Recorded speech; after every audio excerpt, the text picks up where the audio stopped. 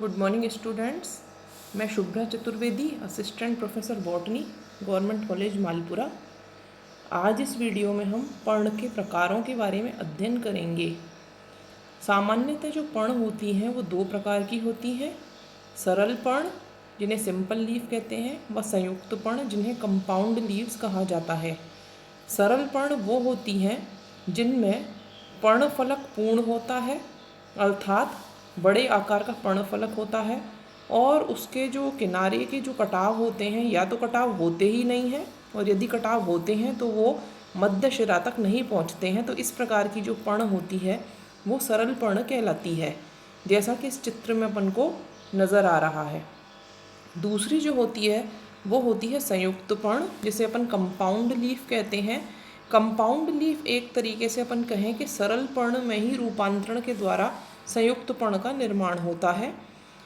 जैसा कि अपन ने अभी देखा कि सरल पर्ण वो होती है जिसमें कि किनारे पर कटाव या तो होंगे नहीं और यदि होंगे तो वो ज़्यादा गहराई तक नहीं जाएंगे, मध्य शिरा तक नहीं पहुँचेंगे। परंतु संयुक्त पर्ण में ये जो कटाव होते हैं किनारे के, ये आगे बढ़ते बढ़ते मध्य शिरा तक जब पहुंच जाते हैं तो जो पर्णफलक होता है वो छोटे छोटे टुकड़ों में टूट जाता है और ऐसी स्थिति में जो पर्ण निर्मित होती है वो संयुक्त पर्ण कहलाती है।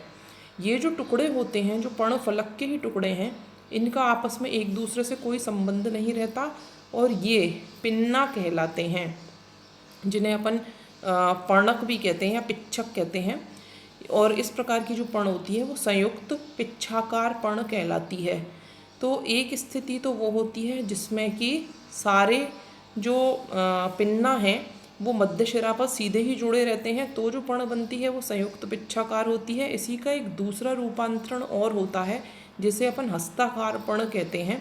मान लीजिए ये जो सारे जो कटे हुए भाग हैं, जो पिन्ना है, ये सब मध्य शिरा के ऊपर शीर्ष पर एक बिंदु से जुड़े हुए रहते हैं। तो ऐसी स्थिति में जो पर्ण बनती है वो संयुक्त हस्ताकार पर्ण कहलाती है, जैसा कि अपन इस चित्र में देख सकते हैं। ये जो ये वाली जो पर्ण है वो तो संयुक्त पिच्छाकार है, इसको अपन मध्य शिरा समझ लें। तो इस मध्य शिरा पे सारे ये पिन्ना जो है वो डायरेक्टली अटैच हैं, तो इस प्रकार की पर्ण जो है वो पिच्छाकार है। इसमें ये जो मध्य शिरा के शीर्ष बिंदु से ये पिन्ना निकले हुए हैं, ये तीनों पिन्नाएँ जो निकले हुए हैं, तो इस तरीके की जो पर्ण होती है वो हस्ताकार प्रकार की कहलाती है।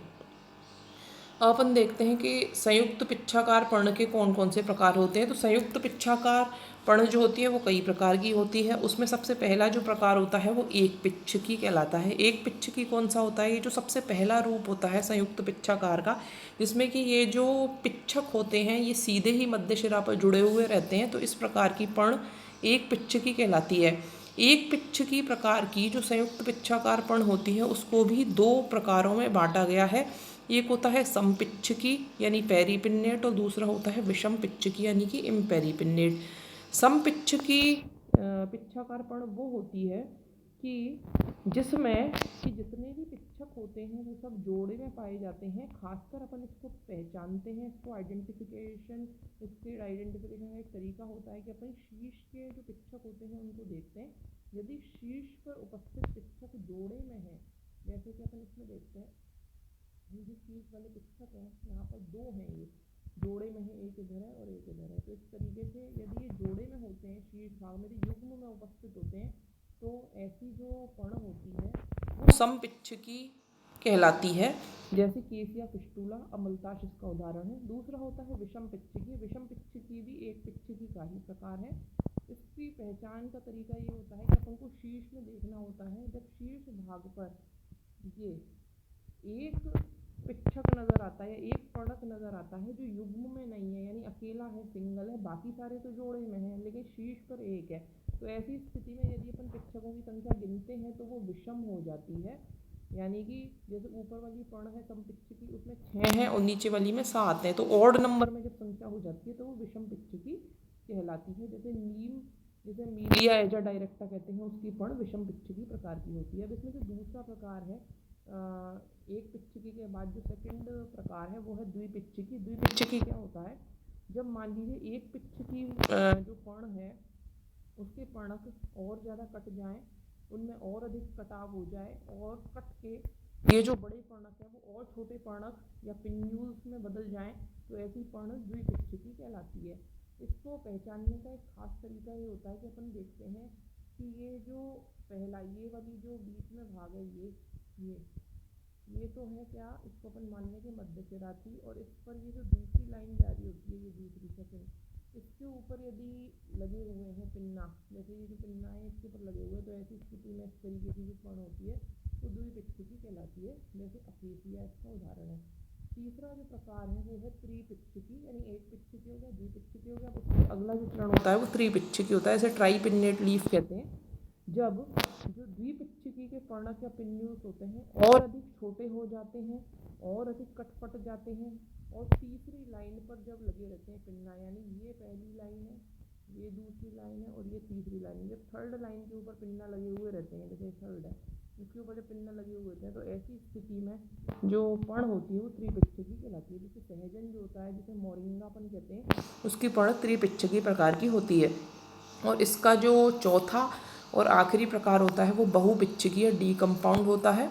इस प्रकार की जो पर्ण होती है उसमें त्रिपिच्छकी से भी ज़्यादा कटाव हो जाते हैं, तो त्रिपिच्छकी से जो अगला जो चरण होता है वो बहुपिच्छकी प्रकार की पर्ण होती है। जैसे कोरिएंडर, जैसे अपन धनिया कहते हैं, उसकी पर्ण इस प्रकार की होती है। तो अपन ने देखा कि संयुक्त जो पर्ण है वो मुख्यतः दो प्रकार की है, पिच्छाकार और हस्ताकार।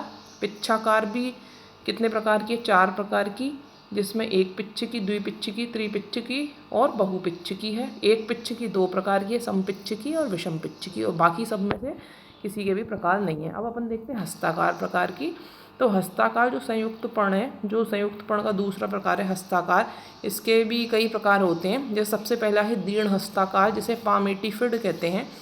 यदि कटाव जो होते हैं वो तट से मध्यशिरा तक आधे से कम दूरी के होते हैं तो ऐसी पर्ण पामेटिफिड कहलाती है। दूसरा होता है दीर्णतम हस्ताकार या पामेटिपार्टाइट। यदि कटाव तट से लेकर मध्यशिरा तक आधी दूरी तक ही पहुंचते हैं तो वो पामेटिपार्टाइट कहलाती है। तीसरा जो होता है पामेटिसेक्ट या दीर्णतम हस्ताकार प्रकार की पर्ण होती है। यदि कटाव तट से लेकर मध्यशिरा तक आधी दूरी से भी अधिक स्थान तक पहुंच जाते हैं तो इस तरीके की जो पर्ण होती है वो पामेटिसेक्ट कहलाती है। और इसमें जो चौथा प्रकार है वो है हस्ताकार संयुक्त पर्ण, जिसे पामेटली कंपाउंड लीफ कहते हैं। जब कटाव तट से पर्ण फलक के मध्य तक आकर उसे कई खंडों में बांट देते हैं तो जो पर्ण बनती है वो हस्ताकार संयुक्त पर्ण होती है। इसके भी अनेक प्रकार होते हैं, जिसमें सबसे पहला होता है एक पर्णकी, जिसे यूनिफोलिएट कहते हैं। पिच्छाकार की स्थिति में उसे पिच्छाकार कहते हैं, एक पिच्छकी कहते हैं, जबकि हस्ताकार की स्थिति में उसे एक पर्णकी कहा जाता है।